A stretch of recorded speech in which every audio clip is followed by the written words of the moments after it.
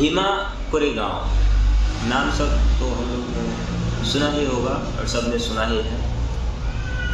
इनकी खोज जो है बाबा साहब किए थे 1 जनवरी 1929 को स्मरण दिवस के रूप में हम लोगों के सामने रखा। लेकिन इसकी निर्माण कौन करवाए थे, कैसे हुई थी, इसके बारे में तो इनकी निर्माण जो है बम्बई प्रेसिडेंसी में ईस्ट इंडिया कंपनी ने करवाई थी, जिसको स्मरण दिवस के रूप में बाबा साहब अम्बेडकर 1 जनवरी 1929 के दिन मनाने की शुरुआत की। उसी दिन से आज तक हम बहुजनों सभी मिलके जाते हैं और विजय दिवस के रूप में मनाते हैं। तो आइए जानते हैं कि इनकी शुरुआत क्या थी, कहानी क्या थी। थोड़ा पीछे की ओर मुड़ते हैं तो आज से लगभग 200 साल पहले 1818 ईस्वी में जो तारीख 1 जनवरी थी, साल 1818 थी, तो ईस्ट इंडिया कंपनी की बॉम्बे प्रेसिडेंसी आर्मी की 800 टुकड़ियों के शहीद पर मृत सैनिकों की याद में अंग्रेजों ने एक विजय स्तंभ बनवाई थी। और यह विजय स्तंभ जो थी महाराष्ट्र के कोरेगांव में स्थित थी। लेकिन इनकी खोज जो है और याद जो है बहुजनों को 1928 ईस्वी में डॉक्टर B.R. अम्बेडकर ने यहाँ आकर स्मरणोत्सव मनाए थे और उनका आयोजन किए थे। यही उत्सव को 1 जनवरी 1928 से लेके आज तक अम्बेडकरवादी मराठा साम्राज्य के उच्च जाति के खिलाफ अपनी जीत का जश्न मनाते आए और आज और यहाँ भीमा कोरेगांव में इकट्ठा होते हैं और अपने जीत का जश्न मनाते हैं। तो कहानी क्या थी? तो पेशवाओं के खिलाफ एक बहुत बड़ी जीत थी और भारत के खिलाफ कंपनी की बहुत बड़ी जीत थी। ये सबसे बड़ी जीत थी बहुजनों की। हम सब ये सुने होंगे, जानते होंगे कि पेशवा जो है पुराने समय में, आज से जब पेशवाओं का राज था तो दलितों को कमर में झाड़ू और गले में मटका टंगवा देते थे। यही पेशवाओं के विरोध में ईस्ट इंडिया कंपनी जो है बहुजनों को मिलाया था, महारों को मिलाया था अपनी पक्ष में। तो जीत हुई क्या? पेशवाओं की 28,000 सैनिक थे और महार की मात्र 500 सैनिक थे। और जीत इस तरह से ऐतिहासिक बनी कि 28,000 सैनिकों पे 500 सैनिक भारी पड़े और पेशवाओं को पीछे मुड़ना पड़ा और अपनी हार स्वीकार करनी पड़ी। और इसकी जीत जो है ईस्ट इंडिया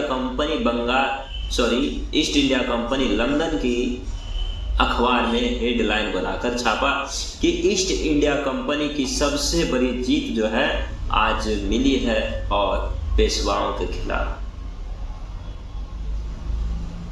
और बहुजन इस जानकर खुशी हुए कि चलो एक आज मेरी लड़ाई की जीत हुई, पेशवाओं के खिलाफ जो हमें अपमानित करते आए हैं, सम्मान की जिंदगी नहीं जीने देते इनके खिलाफ। तो बहुजनों को आग पीछे था कौन, और इस लड़ाई को विस्तार से जानते हैं कि किसके कितना क्षमता थी और किसको कितना पावर था और किसके सेना नायक थे। तो जानते हैं कि कंपनी के सेना नायक कौन था? तो कंपनी यानी कि सेनापति, कंपनी की सेनापति कौन था? तो captain Francis F. Stone company के नेतृत्व कर रहे थे लड़ाई का। और पेशवा का नेतृत्व पेशवा बाजीराव द्वितीय, बापू गोखले, अप्पा देसाई और रिम्बकजी देंगले ये सेनापति थे। दोनों की शक्तियां क्या थी ये भी देख लेते हैं, कितनी कितनी क्षमता थी। तो महार और कंपनी की क्षमता क्या थी, तो 834,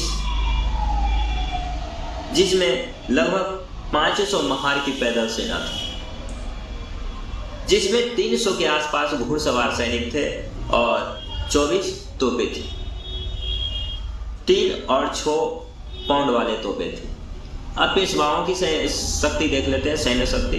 तो 28,000, जिसमें लगभग 20,000 घुड़सवार सेना थी और 8,000 पैदल सेना थी, जिसमें 2,000 ने भाग लिया था।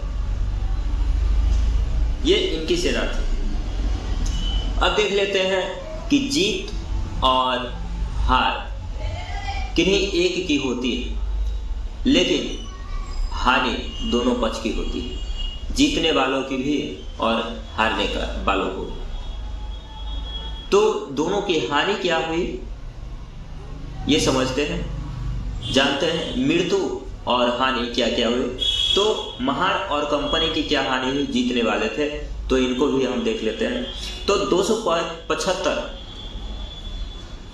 मृत्यु हो गए और घायल और लापता हो गए। 275 ये इनकी सरकारी डाटा है। और पेशवा जो है, पेशवा की क्या हाल थी, तो 500 से 600 लोग मृत्यु या घायल हुए थे। यह ब्रिटिशों का अनुमान था। अब आगे देखते हैं कि क्या है। अब लड़ाई के परिणाम क्या थे, तो ब्रिटिश सेना यानी महारों की जीत हुई और ब्राह्मण पेशवाओं की हार हो गई थी।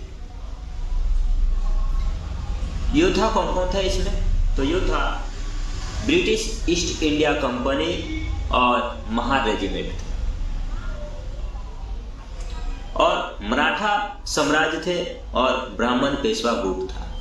ये दोनों योद्धा थे, लड़ाई के मेन महानायक थे, लड़ने वाले थे। तत्कालीन कारण क्या था, लड़ाई का तत्कालीन कारण पर देखते हैं। क्या कि लड़ाई का बीजारोपण तो बहुत पहले हो गई थी, लेकिन मूल कारण क्या हुआ जो लड़ाई भड़क गई, तो इसके बारे में भी देखते हैं। तो बाजीराव द्वितीय के नेतृत्व में 28,000 मराठा सैनिक मराठों को पुणे पर आक्रमण करने के कारण था, और रास्ते में उनका मुकाबला ब्रिटिश ईस्ट इंडिया कंपनी से हो गई थी। ब्रिटिश ईस्ट इंडिया कंपनी जो था, सैन्य शक्ति को मजबूत करने के लिए पुणे जा रहे थे, और एक 800 सैनिक की टुकड़ी जो टकराव हो गई थी ईस्ट इंडिया कंपनी से। पेशवा ने कोरेगांव में तैनात इस कंपनी पर हमला कर दिया, और हमला करने के बाद 2000 सैनिक भेजे वहां पे। लेकिन कंपनी फ्रांसीसी स्टॉल्टन के नेतृत्व में कंपनी के सैनिक लगभग 12 घंटे तक डटे रहे। इसी बीच, जिसमें भारतीय मूल के जीत का सबसे बड़ी कारण यही थी कंपनी की, कंपनी के जिस दल वहां पे 12 घंटों तक डटे हुए थे, उस कंपनी के सेना में महार सैनिक तैनात थे। और महार सैनिक जो थे, जिसके भारतीय मूल की कंपनी सैनिकों में मुख्य रूप से बॉम्बे नेटिव्स इन्फेंट्री से संबंधित महार रेजिमेंट के करीब 500 महार सैनिक के शामिल थे। इन्हीं लोगों के कारण पेशवाओं को पीछे हटना पड़ा और हार का सामना करना।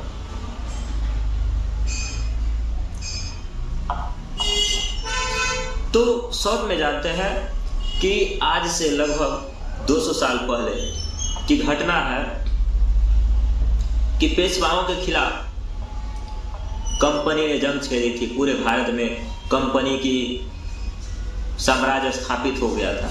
लेकिन बम्बई एक ऐसा साम्राज्य था जहां पे कंपनी को कुछ बन नहीं रही थी, कुछ गल नहीं रहा था। इसके कारण कंपनी ने दूसरे दिमाग लगाया, यहाँ के वंचित वर्गों को अपने पास बुलाया और उसे सहयोग दिया, प्रशिक्षण दिया, हर तरह से अपने सेना में समानता का अधिकार दिया, नौकरी दिया और लड़ने भिड़ने की सारी सुविधाएं दी। और अपने सेना में शामिल करके उन्होंने पेशवाओं के खिलाफ लड़ा। और महारों को लड़ने का कारण क्या था कि वर्षों से प्रताड़ित अपमानित पेशवाओं को एक मौका की तलाश थी,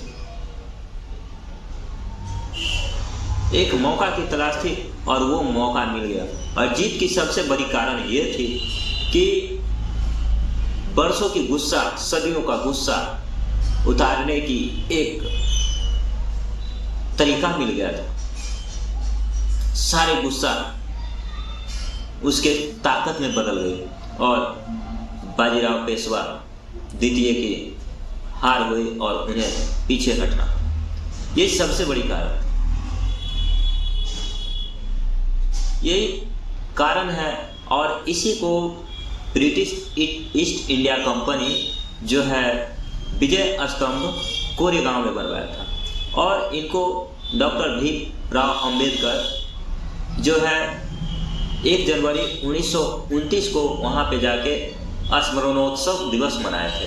और तब से जाकर अभी तक 1929 से लेके अभी तक अम्बेडकरवादी वहाँ पे इकट्ठा होते हैं और उस जीत को याद करते हैं और जीत को मनाते हैं। यही थी भीमा कोरेगांव की विजय गाथा, जिसमें किनकी कितनी शक्ति थी एक बार फिर हम शॉर्ट में जान लेते हैं कि शक्तियाँ कितनी थी। तो कंपनी के सेना नायक जो थे कैप्टन फ्रांसिस एफ स्टोन थे और पेशवा के सेना नायक थे पेशवा बाजीराव द्वितीय, बापू गोखले, अप्पा देसाई और रिम्पकजी पेंगले। दोनों की पावर क्या थी, शक्ति क्या थी, इसके बारे में बात भी जानते हैं। तो महार कंपनी में कितनी असला बारूद क्या थी, लड़ाई थे, तो 834, जिसमें लगभग 500 महार सैनिक पैदल थे और 300 के आसपास घुड़सवार सैनिक थे और 2 से 6 तोपें थी, 5 तोपें थी और 24 तोप और थे। अब पेशवाओं की सैनिक को देखते हैं तो 28,000, जिसमें लगभग 20,000 घुड़सवार और 8,000 पैदल सेना थी, जिसमें 2,000 ने ही भाग लिया। और हानि और मृत्यु कितनी हुई तो महार की और कंपनी की 275 मृत्यु हुए थे और घायल और लापता भी हुए थे। और पेशवा के यहाँ 500 से 600 मृत्यु हुई थी और घायल हुआ था। यह ब्रिटिश ईस्ट इंडिया कंपनी की अनुमानित रिपोर्ट इसके साथ हुई थी और विजय बहुजनों को ही हुई। लेकिन बहुजनों को विजय होते होते विजय तो हो ही गई थी। इसी के साथ कंपनी का शासन जो है पूरे भारत में फैल गया था और कंपनी की शासन हो गई थी पूरे भारत में और उस दिन से गुलाम ही रहे। लेकिन ये बात को हम भारतीयों को भी समझना चाहिए, सभी को समझना चाहिए कि किसी एक वर्ग को दबा के आप सशक्त भारत के लिए नहीं रख सकते। जनसंख्या की सबसे बड़ी भाग को अगर जो आप शासन से, सत्ता से, अधिकार से वंचित रखेंगे तो एक दिन हुंकार भरेगी और आपके अगेंस्ट में चलेगी और अपना रास्ता खुद बना लेगी। यही भीमा कोरेगांव की कहानी है। अगर जो जिन्हें घर से ही सहयोग ना मिले तो बाहर से हेल्प लेते हैं और जब बाहर से हेल्प लेते हैं तो फिर दुख तो होती है घर वालों को। ऐसा जो घर में